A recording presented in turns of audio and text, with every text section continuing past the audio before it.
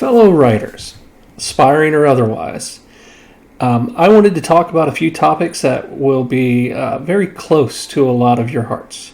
So whether you have written your novel already and published it to the world, or multiple, or you are just starting your writing journey, or maybe you're just curious about how this works and whether or not other authors feel the same way that you do when you're going through things. Stick around. Fair warning is that I do these videos without a script, so I will probably ramble. I am a talker.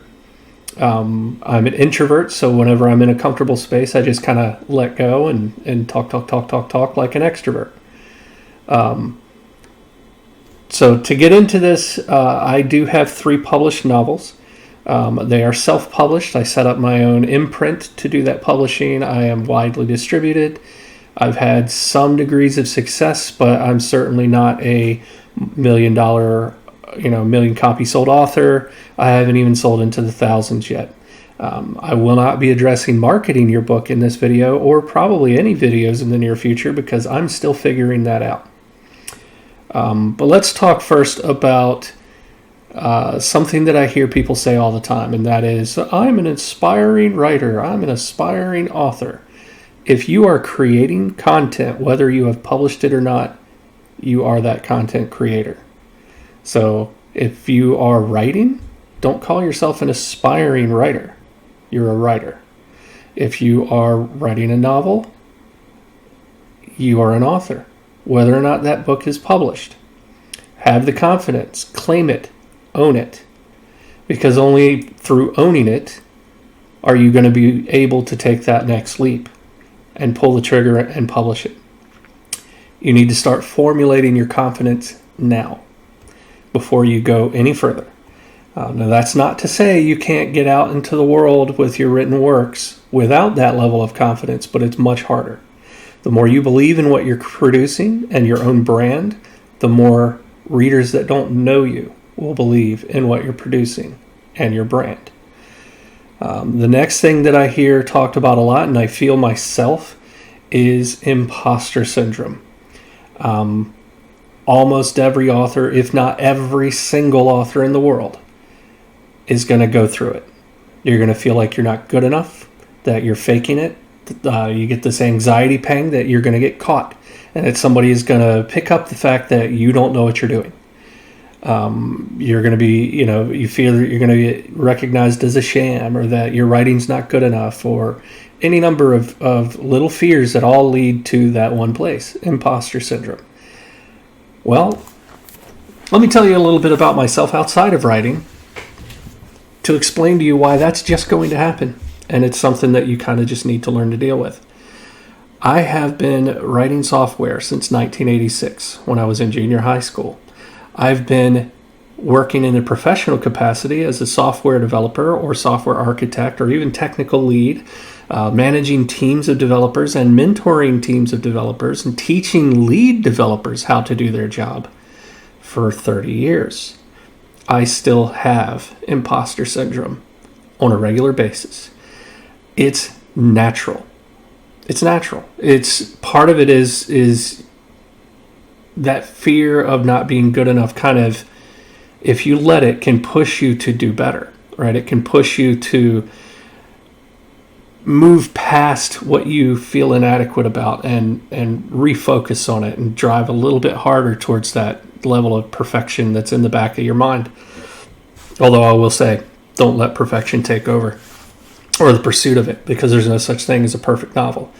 But don't think that your fears of being an imposter in the writing space, or as a published author, or as a novelist, whatever you want to call it, are founded in any sense of reality, right?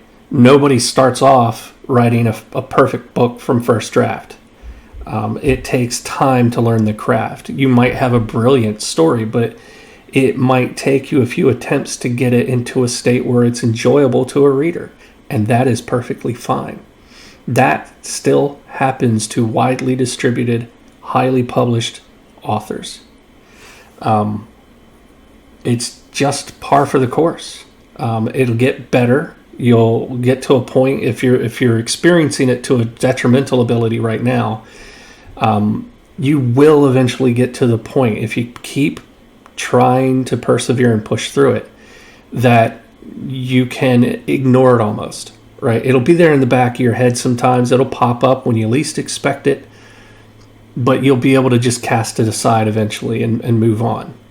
That's not to say you still won't feel the pangs deep down and get those weird sensations in your gut and that tingly, high anxiety stuff in the back of your shoulders and neck.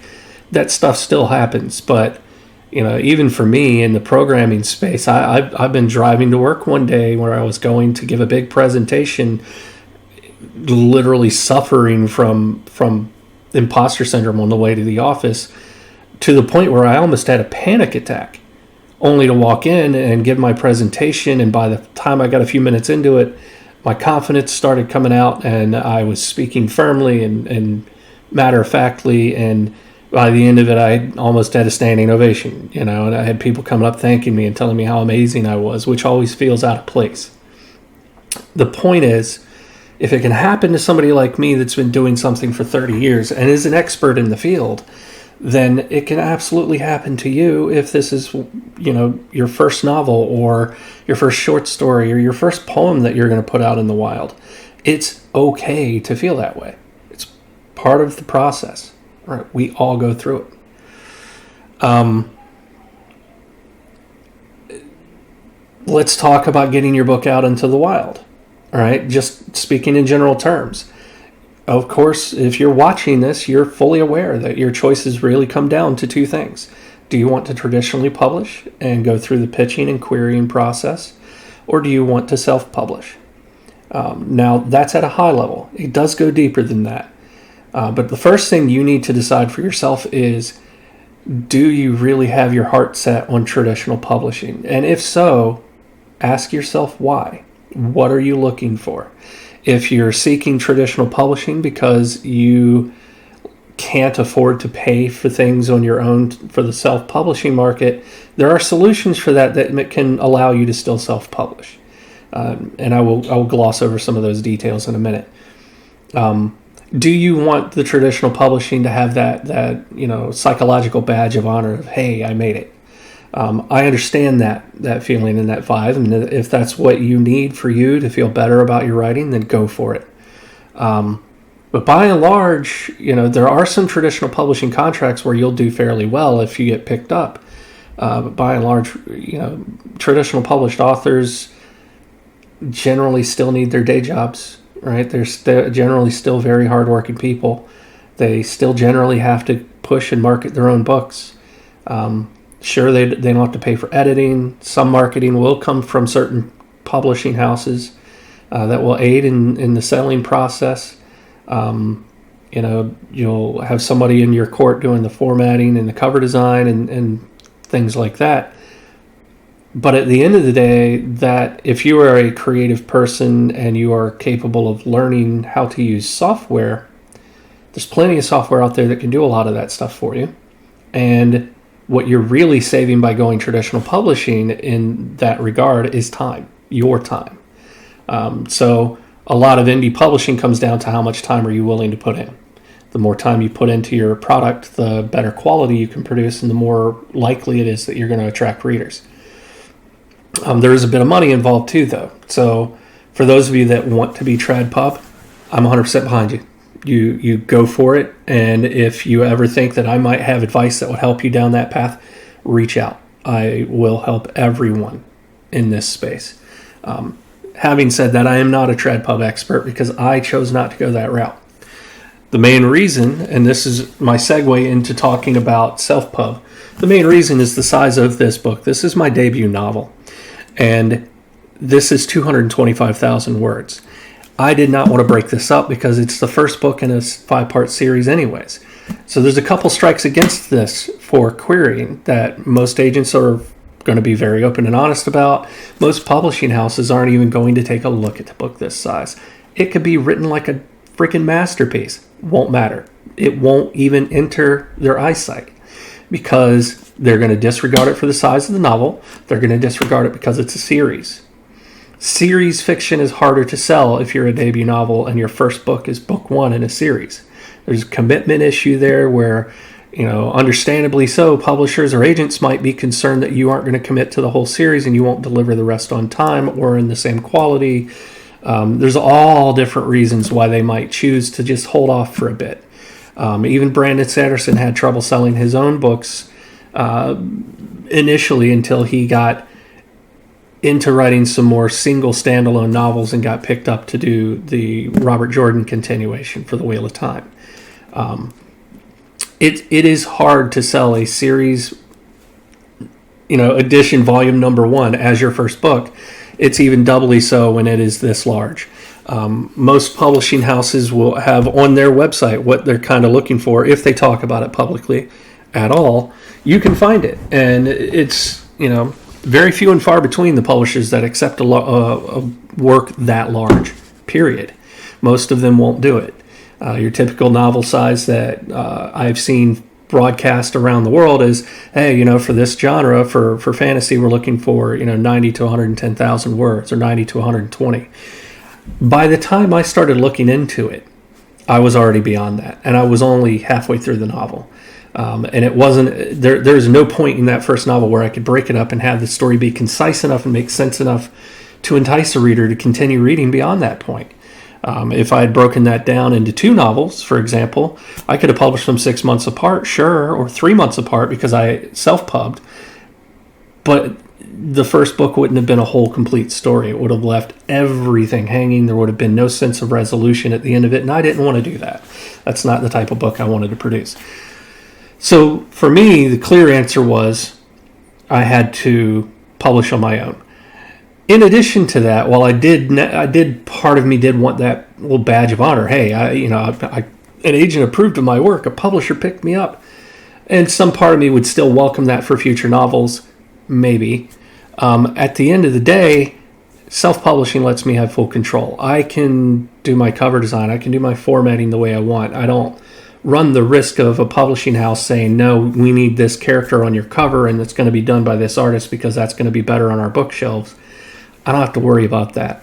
I can have my vision completely portrayed in the book. And from the start of the journey, this is the first cover of Bathed in the Blood of Ravens. And that's the cover I had in my mind back in the mid-90s when I was coming up with the story in my head and role-playing it with friends, is I knew that I wanted this raven here. And it did get adjustments for book 2 or the second edition because I needed to get rid of this blood smear. This was causing problems in ad campaigns because it was automatically flagged by AIs as gruesome or real blood. So it was against community guidelines for me to run ad campaigns on this. So I got blocked on Facebook. I got blocked on Twitter. It's a whole thing. So I needed to change the cover for that reason, and I wanted to make the font size bigger. This is squished down very small to get my print costs down. So I ended up with a second cover, and it'll get redone eventually anyways to match more of the books in the series as I write them. But the point being, self-publishing for me was almost by requirement due to what I was writing. And I had to come to terms with that. I had to become comfortable with that. And then I had to teach myself the rest of the publishing process. So let's talk self-pub. Maybe you're curious whether or not you can afford it, or maybe you're curious and how should you even do it? Should you even pursue that? Right? If you're financially capable of pursuing it and you're on the fence, then this part of the conversation is for you. If you are concerned that you're not financially capable of doing it, this is also for you. So there are 2 main ways that people self-publish. One is Amazon exclusivity. There's no barrier for entry for Amazon exclusivity. What I mean by that is Amazon isn't going to decline your book for not being edited well enough. Amazon isn't going to decline your book for not putting enough time into the cover design. All right? It's not going to stop you. You can do it anyway, which also means if you can't afford to pay for a professional editor, you can still get your book out there. That doesn't mean you shouldn't edit it. You should absolutely edit it, and I'll go into a little bit of detail about that in a minute. The more time you put into quality, the more likely you are to get read by readers that don't know you personally. But that said, there's no barrier for entry if you are Amazon exclusive. You can upload your content for free. You can get it listed on their site for purchase and for Kindle Unlimited or whatever density of publishing you want through them. Totally free. Costs you nothing. And if you're not going to try and finance signing events for yourself, then you also don't even need to order author copies besides a single one as a proof to make sure that they are printing as you like. That means if you're selling your book, in paperback only, for example, that's a lot of authors do ebook and paperback, and then they order that one proof, and it costs them anywhere from $5 to $9, depending on the size of the novel, and that's it. That's their expense. That's all a lot of people pay for. You can get a lot of free stock images. You have to be careful with that. Because some do require license fees to certain websites, but you can get free or very low cost stock images, put them into an art program. For example, GIMP is effectively a freeware version of Adobe Photoshop. The user interface is a little bit wonky for people to get used to if you're coming from Photoshop, but it has most of the same features and it's totally free. And you could get that and get some images and generate some text to put on to over the top, and you can manipulate the image to customize it a little bit more for you, get a couple images and blend them together. And effectively, if you are interested in it, you could go so far as to taking YouTube tutorials on how to make book covers for yourself, and it's all free. It just comes down to time you want to put in.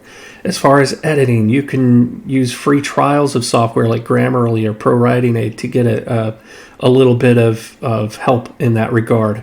Or you can use Google Docs and at least let it tell you spelling and grammar corrections. But the biggest advice, let's say you can't afford an editor. I couldn't afford to pay an editor for Blood of Ravens. Thank God my wife offered to edit for me, and she's very good at it. But the reason she jumped in and offered to do that is the cost estimates, even at cheap editors for a book that's 225,000 words long, was north of $5,000. I didn't have that sitting around. I have a good career, and I didn't have that sitting around. I have a house and cars and credit cards and other debts and just financial responsibilities that mean that I just don't have tons of free money just sitting around to just blow on things. So if you can't afford a professional editor, I feel you. All right, that's very common actually.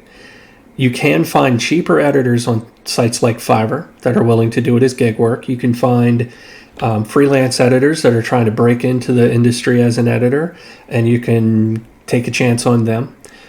You can find a friend or family member or a colleague that has a good eye for detail and is good at calling out when a book is poorly written, right? I'm sure you know some readers that could help out. You could also trade that effort with another author. You can edit their book and they can edit yours. There's a lot of help in the community, and there are a lot of ways to get a modicum of editing done without spending anything. It's all about your willingness to put in the legwork, to find those resources and then leverage them. At the worst, let's say that you are a person that doesn't want someone else editing for you, or you can't find a resource you trust enough. Then you can absolutely do the editing yourself, but you better step away from your novel for a while. You need to disassociate yourself from what you're writing, do something else, and come back when it's no longer burned into your soul. You'll still care about it, but trust me, walking away for 3 months and coming back, or 2 months and coming back, the longer you wait before you come back, the more objective you're going to be. And therefore, the better you're going to be at self-editing. The other thing you can do is use writing software like Google Docs or Word or something else to read your book aloud to you.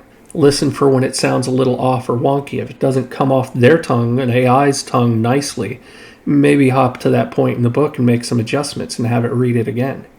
It's a good way to find weird little funky errors. So there are things you can do for the editing. There are things you can do for the cover art. As far as formatting, Amazon will format the interior of your book for you if you're going Amazon exclusive. So yet again, you can do this pretty much free. You can also go to drafttodigital.com, draft the number 2 and then digital. And they will format your ebook just by handing it a Word doc or a PDF. So you can Write in Google Docs, free. You can save that off as a Word doc on your local machine, free. You can upload that to Draft to Digital, free. It will generate an ebook for you, free. It will be downloadable as a PDF, free. You can then upload that PDF to Amazon, free. Now you have a formatted paperback, and it did it all on its own. So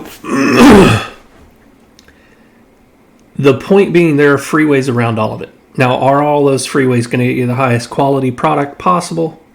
No. But they are enough to get you started if you don't have the financial means to do more.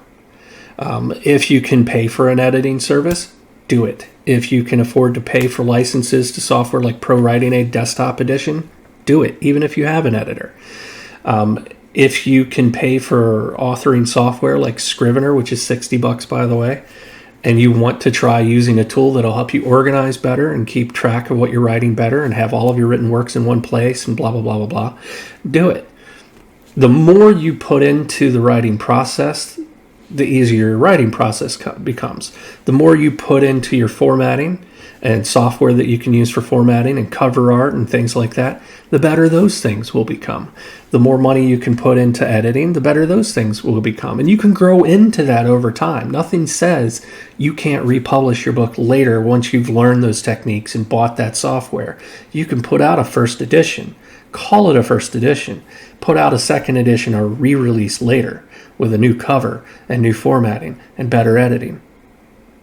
Nothing stops you from doing that. So then why did I go wide? Well, I personally did not want to be Amazon exclusive. I didn't want to force my readers to buy only from Bezos. I wanted them to be able to find my book in a Barnes & Noble or walk to the counter in Barnes & Noble and say, hey, I'm interested in this novel. Can you order me a copy? I wanted people to be able to go to a library and find my book. You're not really going to get that through Amazon. Yes, they have a checkbox, wide distribution, that you can check when you're putting your book up free. That tells you that it will get you into bookstores or make it available to them. By and large, bookstores won't order from Amazon. They have a distribution service that they use, and guess what? Most of those distribution services funnel to Ingram Spark.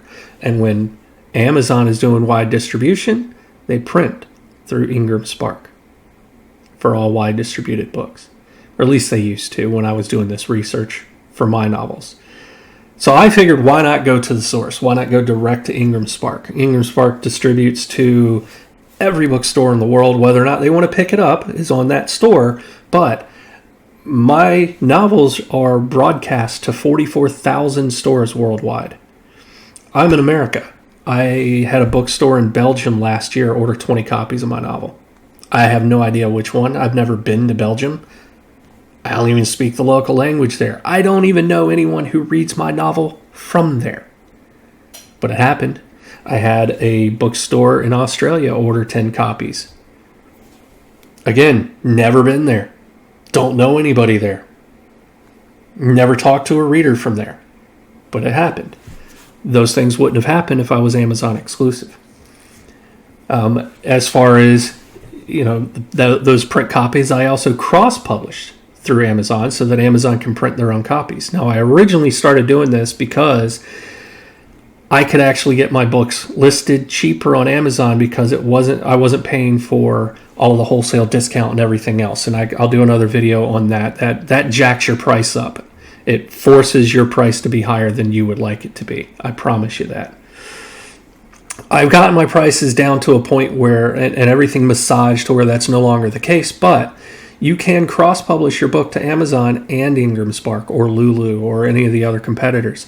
And you can make your book wide distributable from those other sources and keep Amazon's Amazon exclusive. You have those options. So just because you're published somewhere else, and by the way, those other places do distribute books to Amazon. You don't even have to cross-publish to Amazon.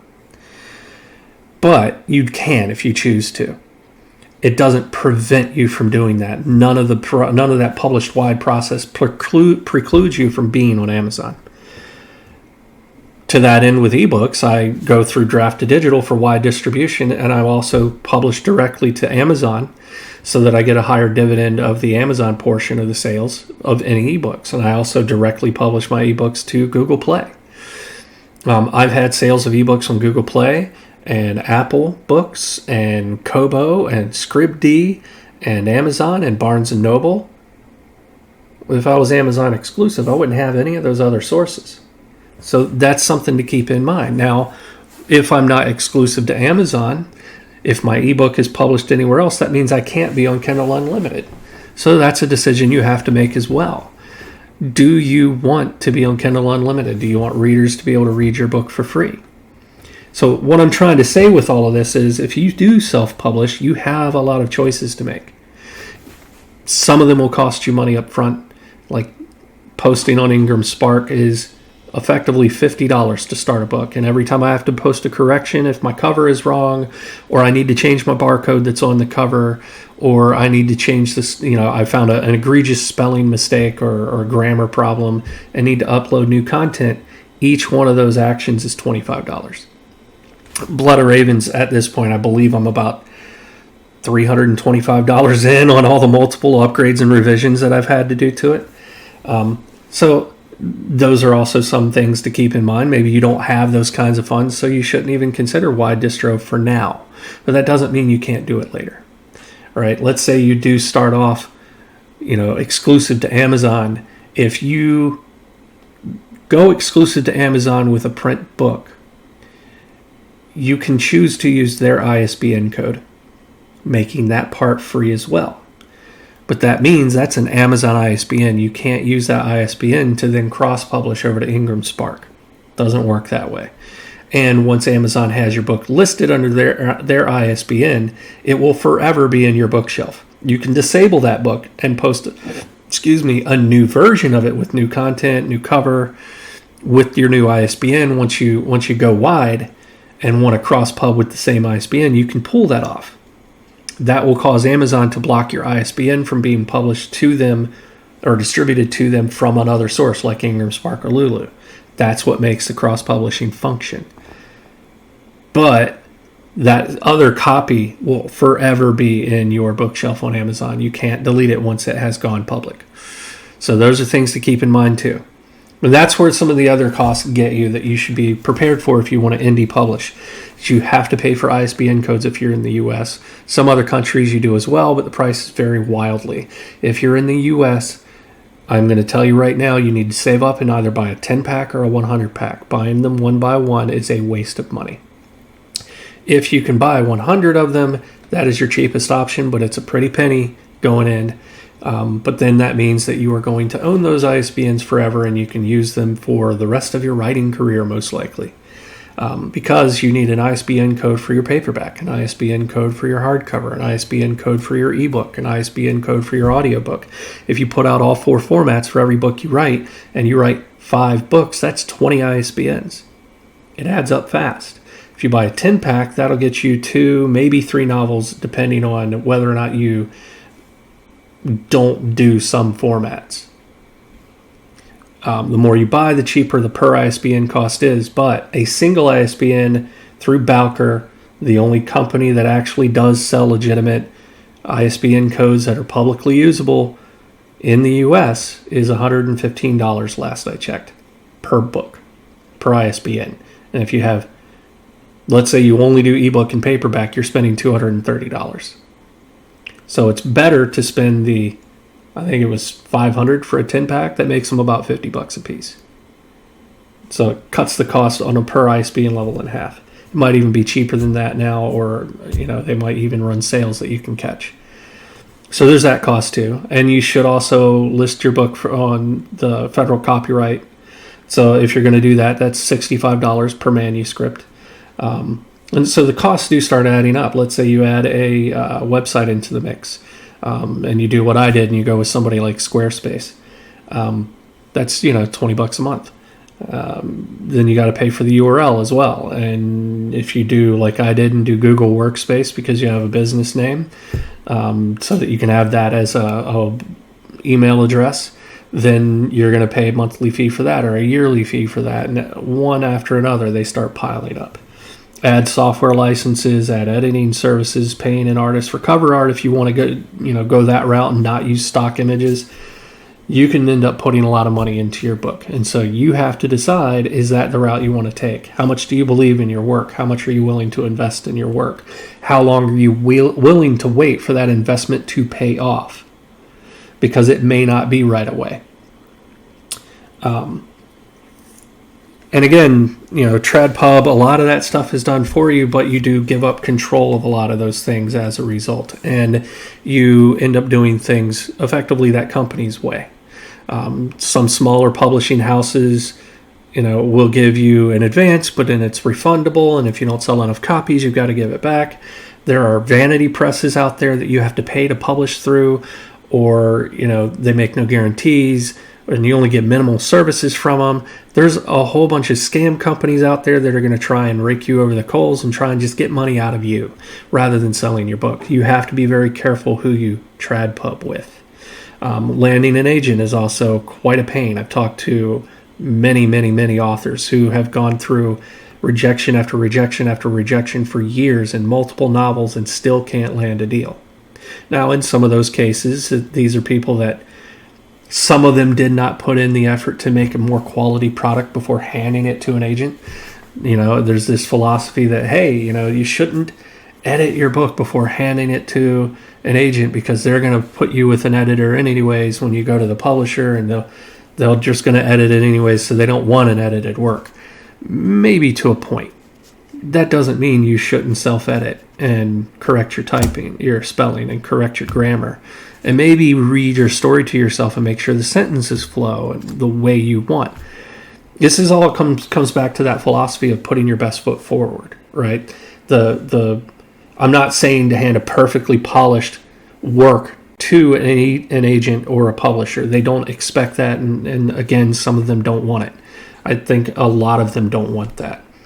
They want to be able to put their stamp on it. Now, that said, that doesn't mean you should hand them a steaming pile of garbage, even if that pile of garbage covers up a brilliant story underneath. You should put some effort into quality before you hand it over. That means it doesn't need to be perfect if you're going TradPub, but it should be something you're proud of people seeing. It's something that you want an agent to see, and you're not going to dread them reading it because there aren't 40 billion errors on page one, right? That it flows smoothly enough that they can pick up the story and go and understand what they're reading and ask to see more.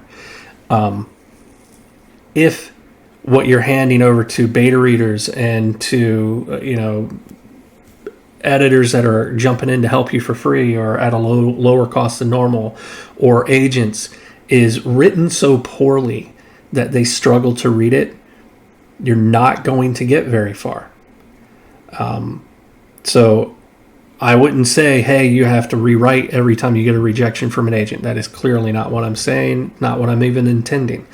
But if you've gone through 15, 16, 17, 8, 20, 30 rejections, and you keep getting responses back from the agents that actually give responses that say that it needs work and that it needs work and that it needs work, they're most likely referring to the quality of your writing, not your story. The other thing to keep in mind if you're going to be pitching is you need to pay more attention, and this is critical for both, so it's not more attention. No matter what, if you're indie publishing, you're going to have to sell your work yourself, which means your work has to grab people's attention. And that means it has to draw them in quick as possible. So your first sentence better be a banger. Your first paragraph better be good. Your first page better be good. Your first chapter better be good. If you lose them by the end of the chapter, no matter whether you suck them in on the first page or not, they're probably not going to keep reading. And most of the sites and services that you sell through, Amazon, Barnes & Noble, you name it, they have free previews online for your book for the first 20% or the first 2 chapters, and they all do it a little bit different. But people are going to be able to click and read a portion of your book to see if it's something they want to read. And if you can't suck them in on that free portion, they're not going to buy. Now, caveat to that, your book isn't for every person under the sun. You're going to have, if you're writing fantasy, some fantasy readers are going to like what you write, and others are going to be like, eh. And others are going to be like, that's garbage. That comes with the territory. Even musicians that are in some of the most technically proficient bands in the world don't have every fan in the world. They have their set of fans, and they have people that find their music irritating or too noisy, or you get the point, right? You know, it is what it is. But you have to focus on the quality of your hooks and how you're writing to draw a reader in. And that includes when you're querying. That first portion of your book needs to hook an agent, needs to make them feel like they could sell this because it's almost going to sell itself. That sets you up for success. It sets you up for success self-publishing, pitching and querying, all of it. So to finish this off, all of that was just to show that there are options. You have ways to self-publish. You have ways to get your book high quality enough to query and get it picked up by agents. You have to be willing to let that take the time it needs to play out. It's not going to necessarily be automatic. There are diamonds in the rough that come out and they get picked up right away on their first or second or fifth query, and they are not a dime a dozen. Those people are rare. Sometimes you just got lucky and you hit that agent's inbox at the right time on the right day, and you happen to be exactly what they were looking for. Other times you look at an agent's page on their website and they say, this is what I'm looking for, and you send it in, and you got to realize maybe they just got 300 submissions that fit that mold. You just happen to be the 300th, and by then they've already chosen the books they're going to represent, and sorry, you don't fit anymore. Doesn't mean they don't like what you've got. It just means that it wasn't the right time. And that's a lot of what you're going to run into. So you have to build it, that thick skin. It takes time, but you have to build it and get used to the fact that you're just not going to be accepted every time you show somebody your book. If you're going through it with the mind of, hey, I'm going to self-pub, and you're not even going to bother querying, or maybe you queried for a while and you're going to switch to self-pub, that doesn't mean the rejection stops. It just shifts gears, right? You're going to have readers turn you down, sometimes to your face. You're going to have, your book out there, and you'll maybe even have a great release. Like, for example, Blood of Ravens. I had 130 copies sell in the first 3 days. That's amazing for a debut novel, especially a debut series novel from an unknown author. I barely had a footprint online. 130 copies sold in one weekend is mind-blowing. And then I proceeded to go the next 4 months with 0 sales. This is how the industry works, because it's not all just about finding a reader or an agent and putting your book or your pitch in their face. It's about it being the right time and the right recipient, right? You could have a reader walk by you at a convention. You've got a table set up with all your books or your one book, and you're happy and you're trying to rope people in and have lively conversations. And they might even read exactly what you write. Let's say you write horror and you write exactly like Stephen King. It's your unique stories, but if you read the two, you'd be like, man, this person was totally inspired by Stephen King. And that guy's walking by your table with a Stephen King shirt on. That doesn't mean you're going to get that sale, because he needs to be in the right frame of mind to even be receptive to what you're going to say. He needs to have the money to be able to jump into it, and that conversation between you and him reading your back cover, him reading the first few bits of your novel, is all about building trust in him or inside him for you and the quality of your product and what he's going to get out of it by putting the money in. He's effectively investing in a form of entertainment when he buys something from you. And if you can't sell that in a way that makes him comfortable and ready to pull the trigger, it's not going to happen. Doesn't matter how appropriate your book is in his hands, right? You could see that same exact person, clone him, see him on Saturday and not be able to sell the book. See him on Sunday when they had a nice, caramel latte for breakfast and it got them really excited, and they walked into the venue all excited about the event, and they walk by your table and they will buy every copy of every book you've got. All based on their mood that day and how they felt when they walked in and how you were responding when they walked up to you. So you cannot base your sales or lack of sales. You can't base your emotions about being a writer on that. You decide that, hey, because I haven't sold a book in 3 months, that means I'm a failure. It's going to feel that way at times. You're going to feel that imposter syndrome at times. Just understand, even though sometimes it's a conscious understanding, your subconscious is still nagging you that it's wrong, you have to consciously understand that's just how this industry works. You can't give everybody in the world a free copy of your novel and force them to read it, right? You can't convince every person that reads fantasy to pick up your fantasy novel. That's not how the world works, right? You're an untrusted source. You're somebody they don't know. They haven't built familiarity with.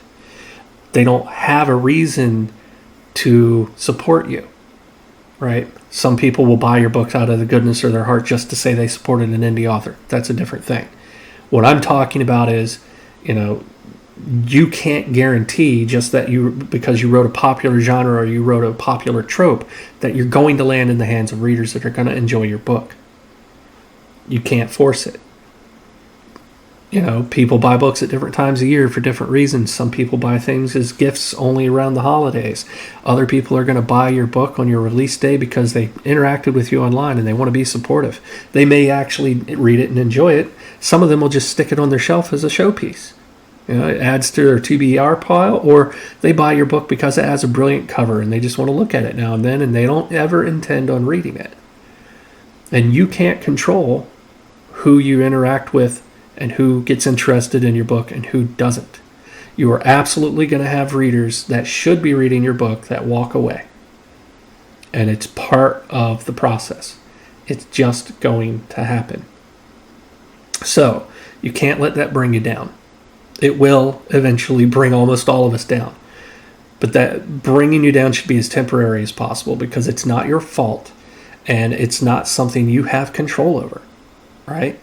So, just know that walking in. The imposter syndrome is normal. The feeling of failing is normal. It happens. Keep working your craft. Keep writing. Produce more books. Get more books out there. Maybe your second book will hook that person. Maybe your third will. Maybe your fifth. Maybe your 20th will hook those people that you were interested in hooking. All right. Keep producing. Build your library. Get it out into the world. You have a story that's worth telling. So tell it. Whether it's to an audience of 1 or an audience of 20,000 or 6 million. Tell your story. And I'll end it there because I've rambled on for 42 minutes. So thank you for joining me today. Again, I am R.L. Parker, epic fantasy and dark fantasy author. You can visit my website, ayrelon.com. That's AYRELON.com. I have links to all of my socials there. There will be links in the description. Make sure to like and subscribe. Share this with other writer friends of yours. And let's get this going. Let's make awareness and start building positivity and support in our community. There's a lot of support, but let's build more. All right? Until next time, happy writing.